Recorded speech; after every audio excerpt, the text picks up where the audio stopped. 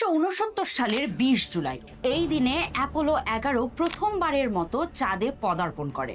এটাই ছিল সেই মুহূর্ত যখন মানুষ প্রথমবার অন্য এক জগতে নিজের পা রাখে। কিন্তু চাঁদে নভোচারী নীল আর্মস্ট্রং এবং বাজ অলড্রিন কিছু অদ্ভুত জিনিস লক্ষ্য করেছিলেন, যা আজও রহস্যময় রয়ে গেছে। তারা একটি উজ্জ্বল মেঘ দেখতে পান, যা কয়েক মিনিট ধরে দৃশ্যমান ছিল। অলড্রিন বলেছিলেন তখন তার চোখে চাঁদের সবচেয়ে উজ্জ্বল জিনিসটাই ছিল সেই মেঘ। যেদিকেই তাকান না কেন সেটাই দেখা যাচ্ছিল।